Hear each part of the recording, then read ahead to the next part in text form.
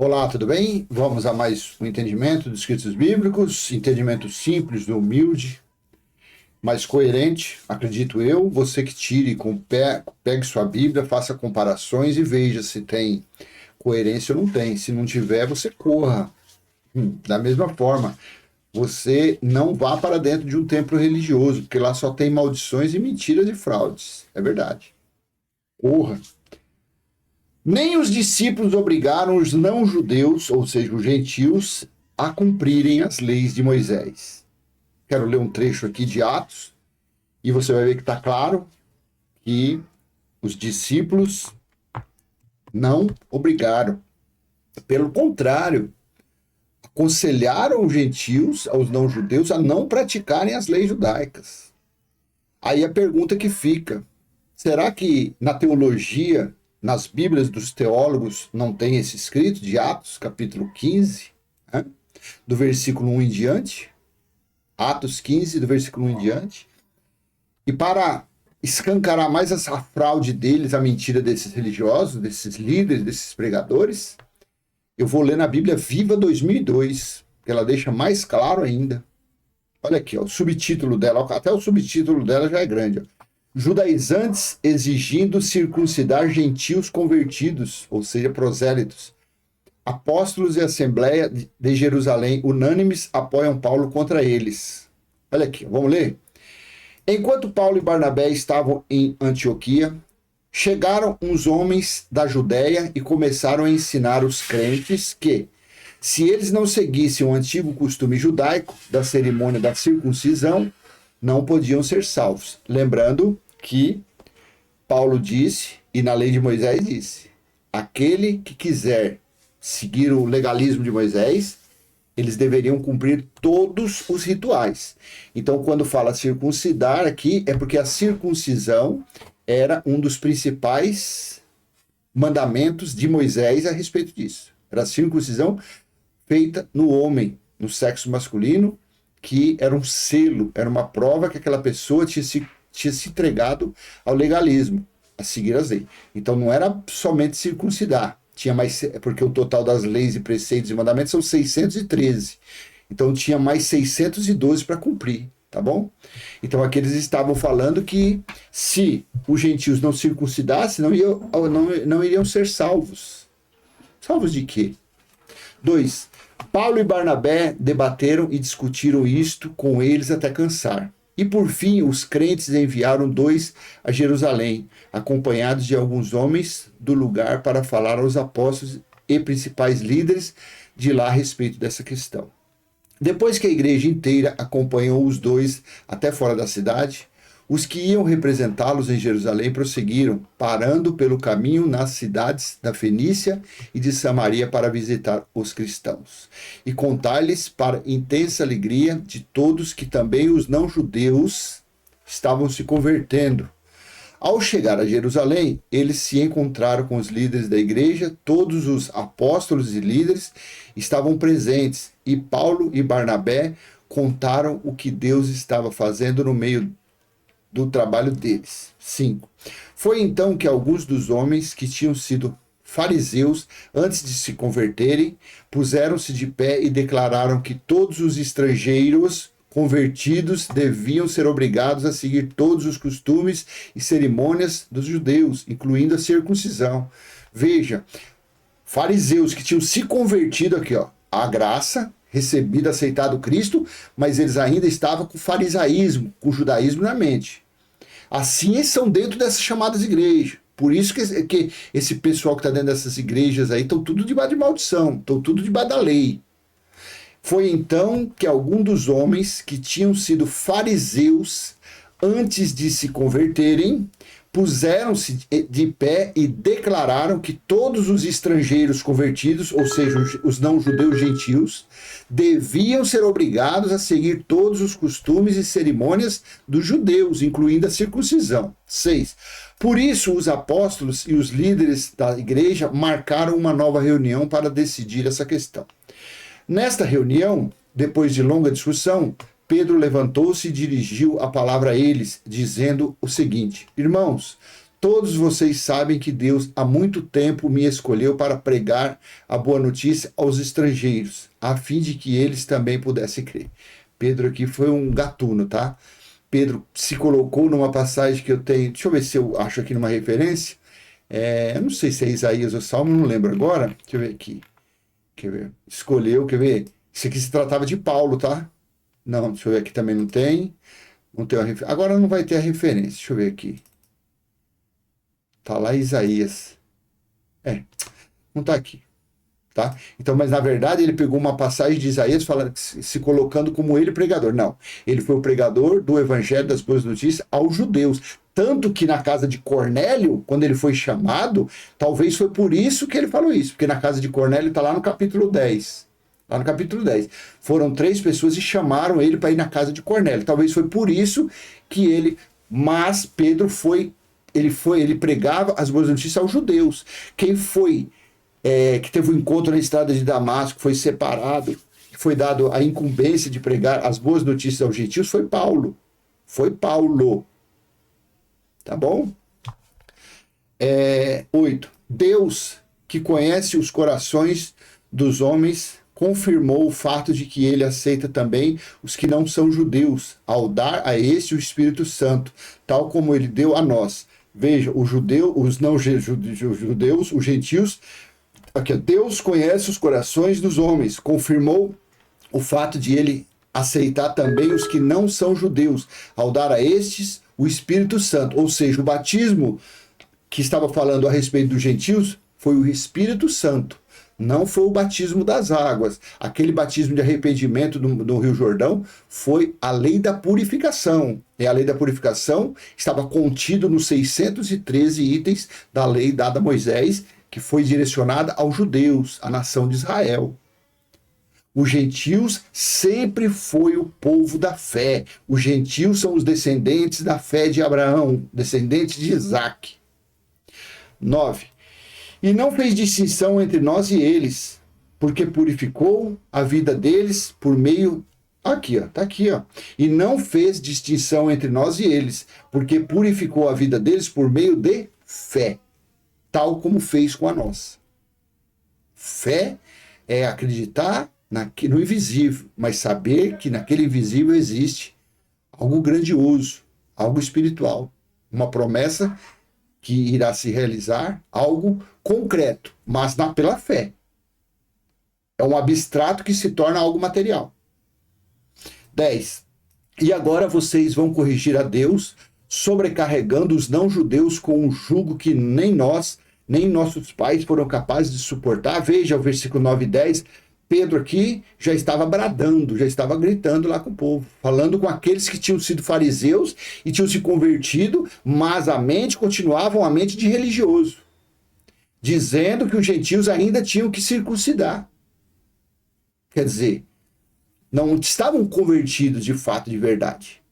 Estava o corpinho na graça, pregado ali pelos discípulos, estava o corpinho deles sendo no território do Cristo ressuscitado, mas a mente carnal estava lá onde? Moisés, porque eles tinham sido fariseus.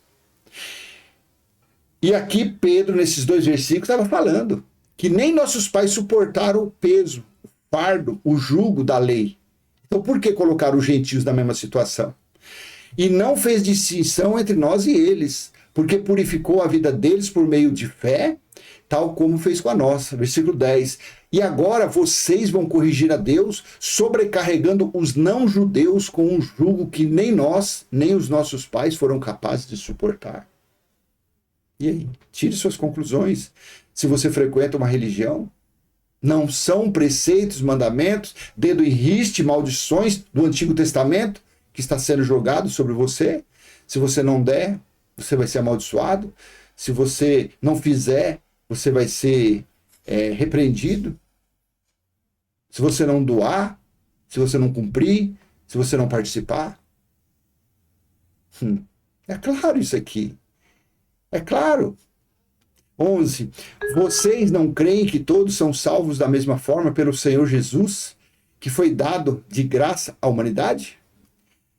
12. Não houve mais discussão e todo mundo agora ouvia, enquanto Barnabé e Paulo falavam a respeito dos milagres que Deus tinha feito por meio deles entre os estrangeiros. Quando eles terminaram, Tiago, olha aqui, presta atenção da agora para frente. Tiago, que diz que era o discípulo mais Caxias, mais baba-ovo, era o Tiago. Olha a decisão de Tiago. Quando eles terminaram, Tiago tomou a palavra. Irmãos, disse ele, ouçam-me. Pedro falou a vocês a respeito da ocasião em que Deus primeiramente visitou as nações a fim de separar dentre elas um povo para fazer honra ao seu nome. E este fato da conversão destes povos concorda com o que os profetas predisseram. Por exemplo, ouçam estas palavras do profeta Amós. Depois disto, diz o Senhor, eu voltarei e renovarei o contrato feito com Davi, o qual tinha sido quebrado, para que também os estrangeiros, todos aqueles marcados com o meu nome, encontrem o Senhor. É isto que o Senhor diz, pois ele revela os seus planos feitos desde o princípio. 19.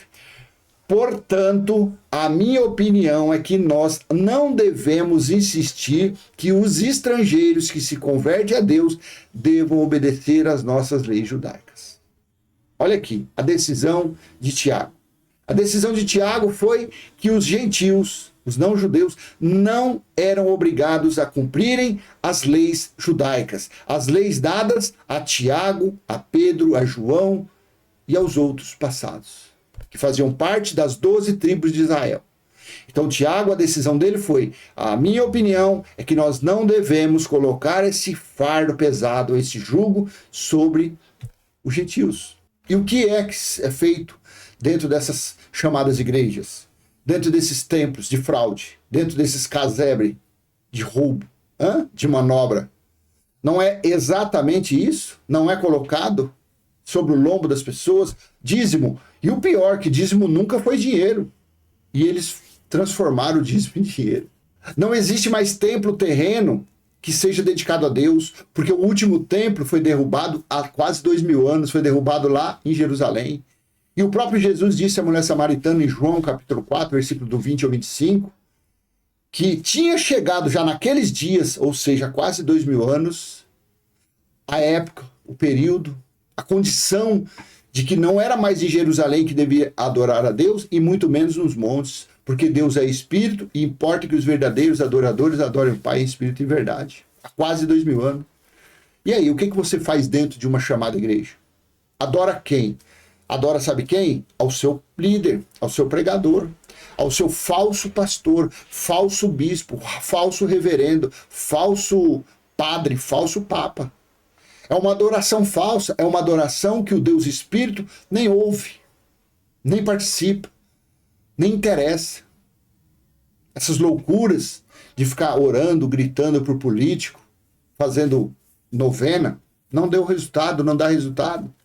Porque Deus não ouve essas patifarias, Deus não ouve, isso é coisa de judeu. Você consegue entender como que é? Olha aqui, portanto, a minha opinião é que nós não devemos insistir que os estrangeiros que se convertem a Deus devam obedecer às nossas leis judaicas. 20. Devemos apenas escrever a eles para que deixem de comer carne sacrificada aos ídolos, de toda fornicação, e deixem também de comer carne de animais estrangulados sem sangrar. 21. Porque se tem pregado contra estas coisas nas sinagogas judaicas, e cada cidade todos os dias de culto durante muitas gerações. 22. Então os apóstolos, os líderes e toda a igreja resolveram mandar representantes a Antioquia, juntamente com Paulo e Barnabé, para informar sobre esta decisão. Os homens escolhidos foram 2 dos líderes da igreja, Judas, também chamado Barsabás, e Silas. Esta foi a carta que eles levaram consigo, os apóstolos, os líderes, os irmãos de Jerusalém, para os irmãos não-judeus de Antioquia, Síria, Cilícia, saudações. Soubemos que alguns crentes daqui têm perturbado vocês e duvidado da sua salvação, porém eles não tinham tais instruções da nossa parte. Portanto, pareceu-nos sábio concordarmos na nossa decisão geral de mandar a vocês estes 2 representantes oficiais, juntamente com os nossos amados Barnabé e Paulo. Estes homens, Judas e Silas, que têm arriscado a vida pela causa do nosso Senhor Jesus Cristo, confirmaram confirmarão pessoalmente o que decidimos a respeito da pergunta de vocês. Porque pareceu bem ao Espírito Santo e a nós não pôr em cima de vocês um peso maior das leis judaicas, além de se guardarem de usar comida oferecida aos ídolos, da carne de estrangulados sem sangrar e, naturalmente, da fornicação. Se vocês fizerem isso, é o bastante a Deus. Olha só. Você vê como é simples, os apóstolos aqui, os discípulos, estavam orientando a simplicidade naquela época de você demonstrar a sua fé. Porque pareceu bem ao Espírito Santo e a nós não pôr em cima de vocês um peso maior das leis judaicas, dízimo, batismo em água, buscar Deus em templo, comer pão e beber suco, ungir cabeça, jejum, participar de festas religiosas. Tudo isso é babaquice, tudo isso é inútil. Olha aqui, além de se guardarem de usar comida oferecida aos ídolos, claro, você não vai bater congá, a cabeça no congá e comer carne, a coisa da carne de animais estrangulados sem sangrar e naturalmente fornicação, prostituição, lascívia. Se vocês fizerem isso, é o bastante a Deus. Pronto, só isso. Veja aqui no verso 27, esse aqui não tem, né? Deixa eu ver. Esse aqui, o 28 aqui não tem, mas na Nova Almeida. Pois pareceu bem ao Espírito Santo e a nós não impor a vocês maior encargo. Tá, é que misturou. Na Bíblia Viva, uniu o 27, o 28. O 29. Aliás, o 29 e o 28 uniu no 27. Aí vai para o 30. Os 4 mensageiros foram... Não, eu queria ler só até o 29. Pronto, é isso. Era somente isso. Então veja a discussão que houve, uma grande discussão que teve no concílio lá entre eles, quando aqueles fariseus que tinham se convertido, que estavam se convertendo na verdade ao Cristo ressuscitado, eles ainda continuavam com o legalismo na cabeça, alegando, falando que não era o suficiente apenas se converter, seguir o Cristo ressuscitado, mas que eles tinham que praticar ainda as obras de Moisés, ainda algumas obras, principalmente a circuncisão. E juntamente com a circuncisão vem o dízimo, mas o dízimo foi da terra, foi o que a terra plantava. E talvez o dízimo nem estava nessa parte, porque os fariseus sabiam que o dízimo era tudo que a terra produzisse, e os judeus sabiam, os fariseus sabiam que o dízimo foi uma herança que Deus deu à tribo de Levi. Então aqui a principal situação era a circuncisão. Outra coisa que também fazia parte da lei de Moisés, que também os fariseus não iam obrigar os gentios a adorar Deus no templo, porque os gentios eram proibidos de entrar no templo. Só entravam no templo judeus, os que faziam parte das 12 tribos de Israel. Quer dizer, muitas coisas, mas aqui estava mostrando, eles queriam que eles cumprissem pelo menos a circuncisão de Moisés. E aí houve o grande debate, a grande discussão. Falou, não, negativo, está errado isso. Os não-judeus foram justificados, santificados como nós, pela fé, não por obras. Porque Paulo fala que os judeus buscaram se justificar, santificar com obras, mas sempre tropeçaram na pedra de tropeço. E quem era essa pedra de tropeço? Era Cristo. Então, meu irmão, se você frequenta um templo, se você tem vontade de frequentar um templo, sai fora. Você que não frequenta, nem entra. Porque você vai entrar, só tem trevas, só tem mentira, só tem maldições. A sua vida, se ela está o corpo quase de cabeça para baixo, você entrando para uma religião, você fica todinho de baixo, de cabeça para baixo. Seu corpo vira, dá uns 180, você está assim, aí você tem 90 graus assim, quando você entra para dentro de uma religião, aí você fica assim, 180 graus de cabeça para baixo. A verdade é essa. A verdade é essa, porque só há mentira, só há fraude. O que é pregado é o evangelho de fariseus. As campanhas feitas dentro dessa sinagoga são para eles próprios. As orações são para eles e para os seus. O desejo dele a respeito de você é só o seu bolso, a sua conta bancária, as suas finanças. O desejo desses lobos, desses mercenários, desses ladrões, é o seu bolso. Infelizmente, assim é. Infelizmente, assim é. Bom, então vou deixar essa mensagem com você. Nem os discípulos obrigaram os não-judeus a cumprirem as leis de Moisés. Nem os judeus. Mas a religião sempre obrigou. Sempre obrigou. Eles ainda chamam de ovelhas. Sempre obrigaram as ovelhas evangélicas, católicas, e outras religiões também, que praticam o Antigo Testamento. Feitiçaria, umbanda, quimbanda, voodoo, os mormons, os maçom, tudo isso pratica a obra do Velho Testamento, tudo da antiga lei, tudo já se acabou, tá bom? Então vou deixar com você essa mensagem, e lembrando, se você quiser ver mais vídeos desse canal, vai lá na descrição, tem um link direto, tem 2.000 e poucos vídeos lá, às vezes você tem algum interesse em algum assunto, tá lá, tá bom? Curte, comenta, compartilha e se inscreve aqui, e até a próxima, se assim o Pai do nosso Espírito permitir. Beijo no seu coração, uma excelente semana e até a próxima. Tchau, tchau.